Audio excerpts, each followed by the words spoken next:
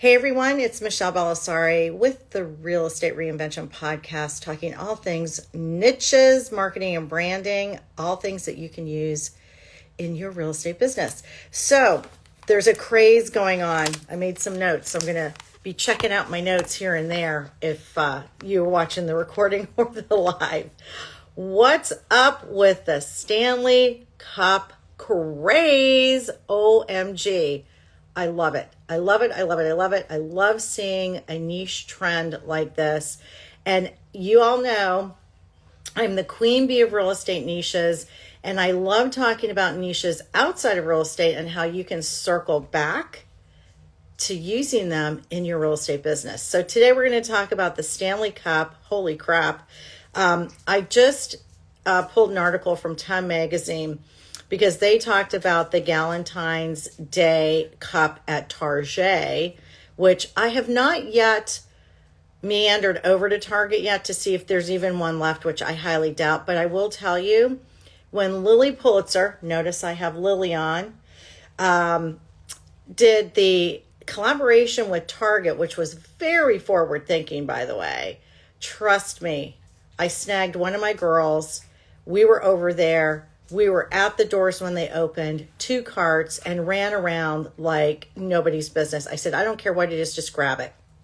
Home goods, clothing, and I still have many of those items, which the quality was just as good, by the way, as the regular like Lily store. So I'm a Lily Pulitzer fan. That is my clothing niche, and my family gets me stuff all the time. I got this at the Sunshine Sale at the store here in Boca Raton yesterday, and a couple other things. Oh, these fun earrings. Check these out. Are these gorgeous or what? But I digress. Let's go back to the Stanley Cup. Stanley Cup, 100-year brand, steel vacuum insulated. On TikTok, between 2019 and 2023, 676 million increase. Wow. Huge, right? There's a lot of money in this brand. Look, we all know people love these cups. Like, we've all got Yetis. Many of us leave them sitting around. But because of something that happened on TikTok, #WaterTalk, and people were showing off their Stanley Cups and to make sure they're drinking a lot of water. I love this. So the brand itself, typical, like it's staple. It was typical demographic was for men, green, like, green color, hot liquids, right? My husband's a contractor in construction and whatnot, so probably, that's kind of the direction. However, with brand collaborations, changing who their avatar is and colors, right? Different colors. Now they have a whole new thing happening at Stanley Cup brand. And they did brand collaborations with Olay and Lainey Wilson. So smart, right? They reached out to influencers. And then people were posting about these cups all over TikTok, like literally all over TikTok. So in 2022, their Quencher Cup had a 275% increase in product. Love it. So what does that mean to you all as realtors? Well, sometimes you get into a biz, right? And you get stuck. We've all been there. I will be one of those realtors who proudly says, I've been a real estate agent for 20 years. Don't like those of us who've been in it that long saying it. I don't give a shit. But here's the thing. You can switch up your niche, add a niche, take away a niche that isn't working for you anytime in this business. Many of you know that I am very, very involved with probate real estate and seniors that downsize. Had a closing this week with a beautiful family, World War II veteran, downsizing and making a move to be closer to family. Okay, probate, near and dear to my heart. My parents both passed away at relatively young ages of 58 and 61. So we as young adults had to deal with that, right? Not a lot of fun. But when I reinvented my business in 2012 after the market crash and all the personal stuff that I was dealing with, probate was my go-to. If that's something you are interested in, by the way, you can certainly DM the word niche to me, and I will make sure that you get a freebie that I have of 50 real estate niches, and also a training that I did in December all about probate and why it's such a great niche to get into. But let's go back to the Stanley Cup and how you can take a niche example like that, or Lily Pulitzer, or Gatorade, or whatever it is that you watch, and how you can transition this. So one, you can always target a new type of niche in real estate. So if, for example, you've been doing general real estate and you're really kind of struggling with it, because let's face it, it's hard. Real estate is very hard if you. Because of that, you may need to switch things up. So you could look at niches like probate, seniors, divorce, green homes, historical homes, things like that. But the key to, in my opinion, to a successful listing niche in real estate is motivated sellers, right? Not somebody who's testing the market. So you can look beyond your traditional client base that you may already have and look at these marketing techniques that Stanley has done and other companies have done, and take a chapter out of their marketing book. Leverage social media and influencers. Y'all have influencers in your city and town. Maybe it's time to collaborate with one of them. How about at an open house? That's a great idea.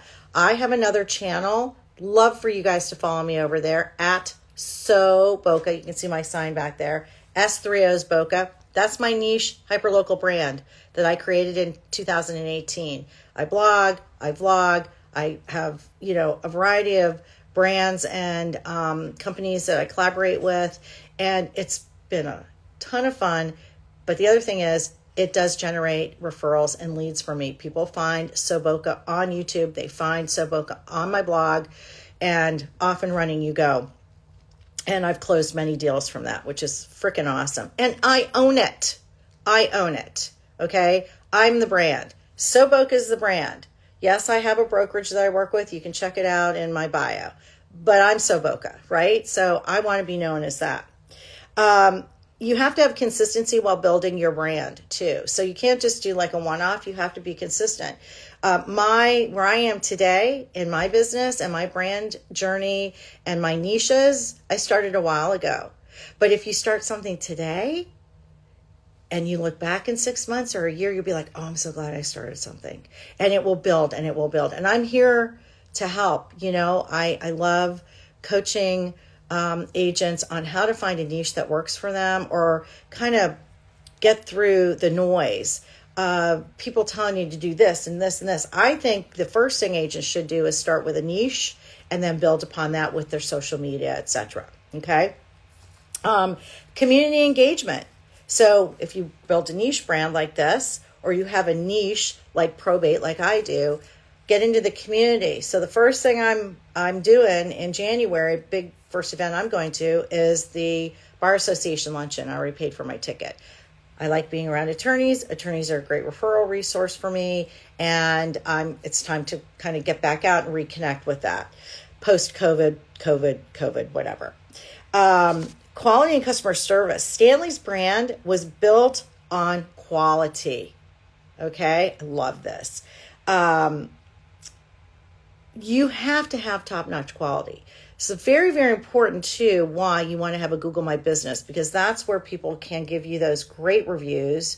If you need to talk to me about who to learn that from, send me a DM. I have a great person that I absolutely adore, who I trust, who knows what he's talking about when it comes to Google My Business, and it works. And you can get amazing reviews there, right? And then adapting to market changes. Well, what did Stanley do? They adapted to the market change. They realized that they were missing an opportunity. Look for holes in the market. Where is an opportunity for you? Maybe you see some agents retiring. Maybe that's going to be your opportunity to jump into whatever niche that they're handling. Stanley adapted to changing market trends and consumer preferences. Realtors need to stay informed about the real estate market, understand the latest digital marketing strategies, and be willing to adapt their approach to meeting to meet changing client needs. There you go. That's it, really, in a nutshell. If you want to get into the probate side, I see a few people ask me that. Please send me a DM. You can DM me the word probate. I will make sure I get you some information on that. I do have a coaching boot camp called the Probate Real Estate Boot Camp. It's very comprehensive. It's everything that I've done since 2012, no fluff.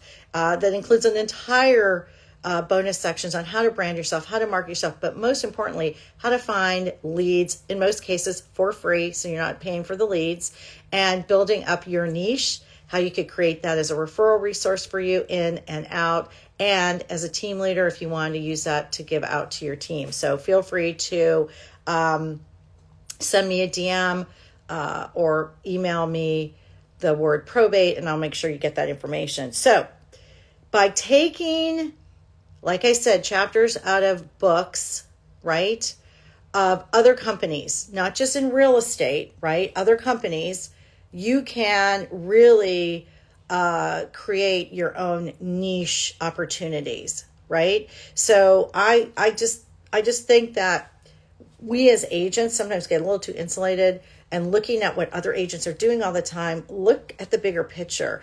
In my world right now, 2024 is all about thinking bigger, okay? Making bigger moves, being in bigger and better rooms, right? So that's what I want y'all to think about. So why don't you guys do a little deep dive, do a little research on Stanley Cup right now. Take you like 2-3 minute reads, maybe watch a couple videos on it.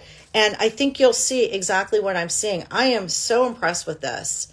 And I think at the end of the day, 2023 was not the worst year in real estate.